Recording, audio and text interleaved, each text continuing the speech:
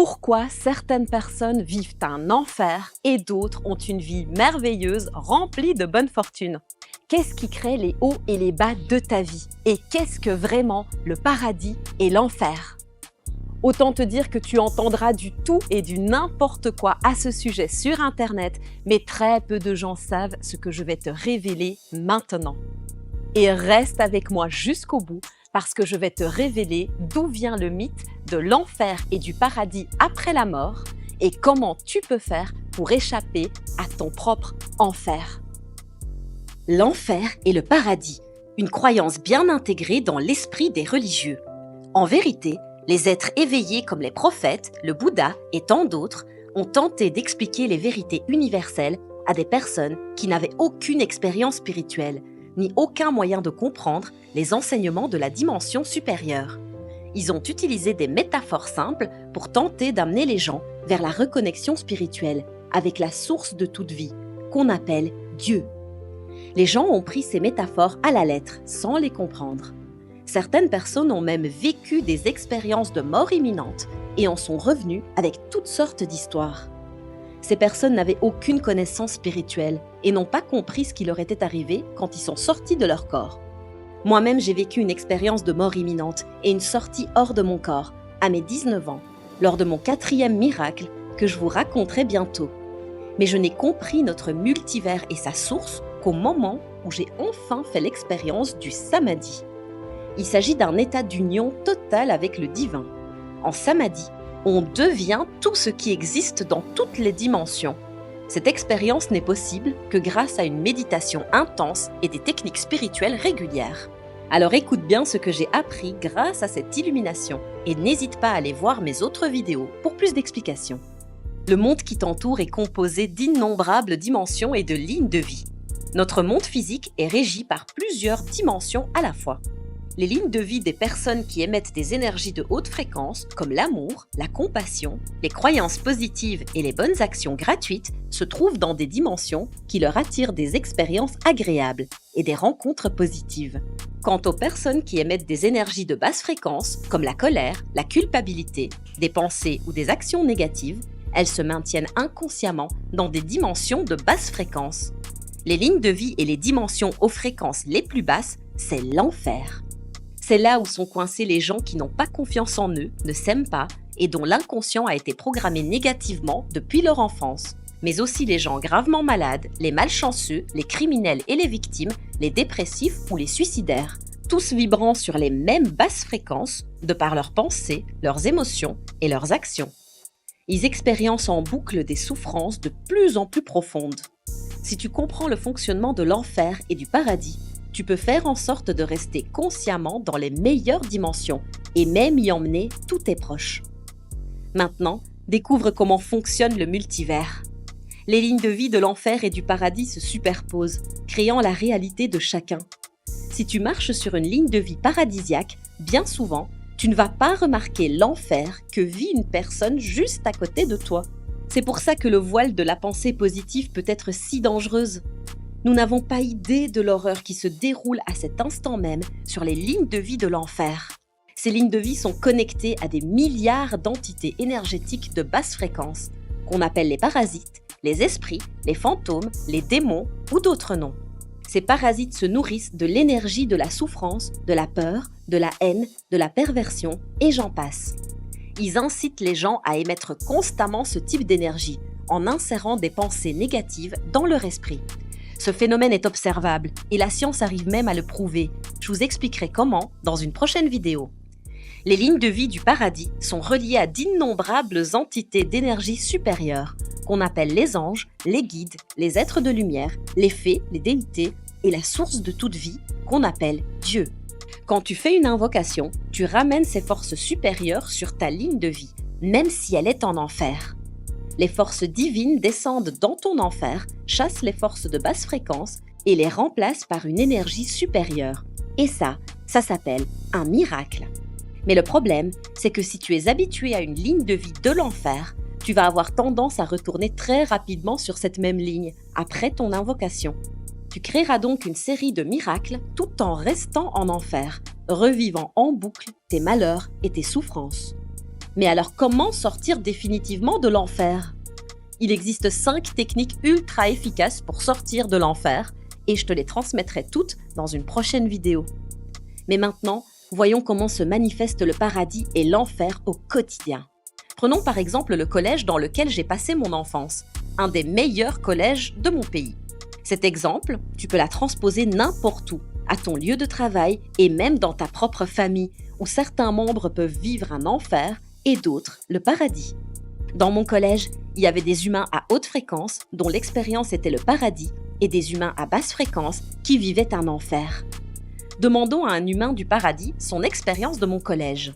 Il nous dira que c'était un merveilleux collège, dans un quartier verdoyant, où le niveau de l'éducation était excellent et les élèves étaient de très bonnes familles. Une ambiance élitiste mais positive permettait aux élèves de s'épanouir en toute sécurité. Les élèves à haute fréquence vibratoire y ont passé les meilleures années de leur vie, avec une bonne bande d'amis, des parents qui venaient les chercher dans de belles voitures et plein de bons souvenirs. Bienvenue au paradis! Idyllique, n'est-ce pas? Maintenant, demandons à une élève à basse fréquence vibratoire son expérience du même collège. Dans mon collège régnait le favoritisme, l'exclusion et le harcèlement. Mieux valait ne pas être handicapé, solitaire ou pauvre, comme moi, et encore moins roux. Le type de harcèlement que les enfants faisaient à d'autres enfants vous donnerait envie de vomir. Mais bien sûr, chaque parent croyait que son enfant était un ange. La drogue, la cigarette et d'autres substances entraient chaque jour dans l'école, grâce aux chaussettes des élèves dealers, dont certains n'avaient que 10 ans. Sans parler des armes dans les poches, qui sortaient au moment des nombreux règlements de compte à la sortie du collège, où toute l'école se réunissait pour acclamer et filmer les adversaires qui se massacraient, sans leur porter secours. Et croyez-moi, vous n'avez aucune envie de savoir ce qui se passait dans les toilettes de l'école durant la récréation. L'industrie pornographique et le cinéma avaient déjà le monopole des ravages causés chez les enfants de l'enfer. Cette même industrie avait donné de sombres idées aux garçons du quartier.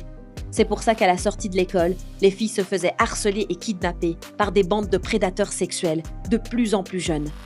Les horreurs qu'elles subissaient alors sont indicibles. J'étais l'une d'entre elles, mais Dieu soit loué, l'invocation m'avait sauvée de ce karma lors de mon premier miracle. Grâce à ce miracle, je m'étais fait un allié puissant qui m'a sauvé de nombreuses descentes en enfer, en créant pour moi un barrage karmique, une des techniques pour échapper à l'enfer que je t'expliquerai prochainement.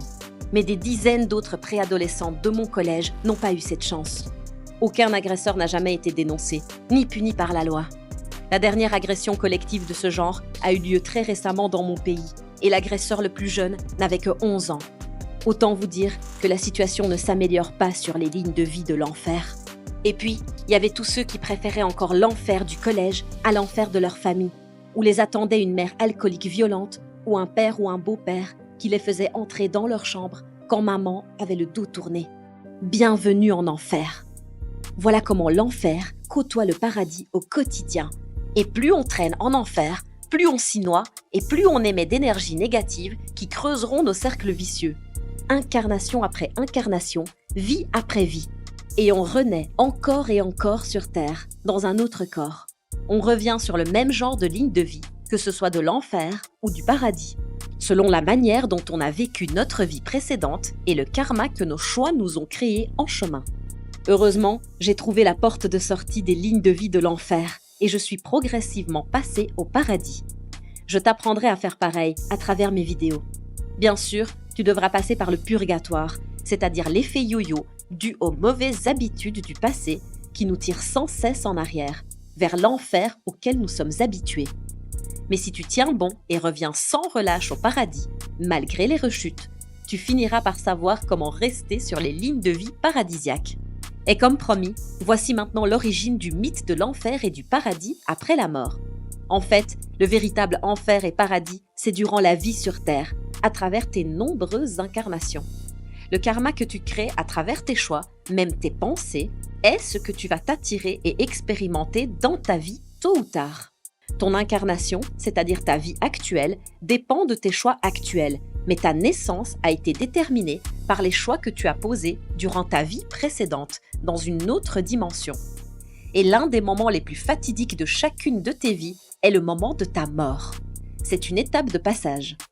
Si tu meurs dans un état d'esprit négatif, avec des pensées et des émotions négatives, ou si tu as causé beaucoup de malheur et de souffrance aux autres, la première chose qui va arriver à ton corps énergétique après ta mort, c'est une projection dans une dimension qui correspond à tes fréquences vibratoires. Ça veut simplement dire que si tu as été quelqu'un de négatif qui a causé du tort à autrui, tu seras immédiatement projeté dans un cauchemar rempli d'entités énergétiques identiques à ceux que tu as nourris toute ta vie. Dans ce cauchemar, tu vas expérimenter toutes les souffrances que tu as nourries ou infligées aux autres, toutes tes peurs et toutes les émotions négatives que tu auras émises. Ceux qui ne savent pas comment utiliser des techniques spirituelles liées à la mort peuvent rester coincés dans ce cauchemar pendant ce qui peut sembler être 10 000 ans. Car dans cette dimension d'outre-mort, le temps n'existe pas. Mais si tu es une personne positive avec un bon karma et si tu arrives à faire face à ta mort avec une attitude positive, tu seras projeté dans une dimension qui est comme un joli rêve. Tu y verras peut-être de la nature, des anges, tes proches décédés, etc. Soyons clairs, dans 99% des cas, aucune de ces personnes que tu vois ne sont réellement là. C'est ta mémoire et tes désirs qui les font apparaître dans ton rêve d'après-mort. Pour la plupart, ces âmes des défunts se sont déjà réincarnées ailleurs et ont laissé derrière elles le souvenir de leur vie à tes côtés, ainsi que leurs attachements. Je suis navrée si cette nouvelle choque tes croyances et tes envies, mais nous sommes ici pour parler de la réalité, et non pour entendre ce qu'on veut entendre. Très peu de personnes ont le niveau spirituel pour sortir consciemment de leur corps physique et voir vraiment ce qui arrive après la mort. Les gens ordinaires qui sont revenus de la mort n'ont pas été plus loin que le stade de ce rêve ou ce cauchemar, qui n'est que le premier stade après la mort. Ils ont cru qu'il y avait un enfer et un paradis après la mort et ont lancé une fausse croyance qui s'est répandue au sein des religions. Voilà, maintenant tu sais ce qu'est vraiment l'enfer et le paradis et comment ils sont créés par notre état d'esprit et nos choix. Alors continue à me suivre pour ne rien rater des enseignements qui vont t'aider à éliminer ton propre enfer et purifier ton karma et celui de tes proches. N'hésite pas à aller voir mes autres vidéos et partage ces informations à tout le monde. Et si tu veux commencer à aller vers de meilleures lignes de vie, commence dès aujourd'hui à changer tes choix, même tes choix de pensée et tes habitudes, et utilise le pouvoir de l'invocation pour y arriver rapidement. Merci de m'avoir suivi et à très bientôt.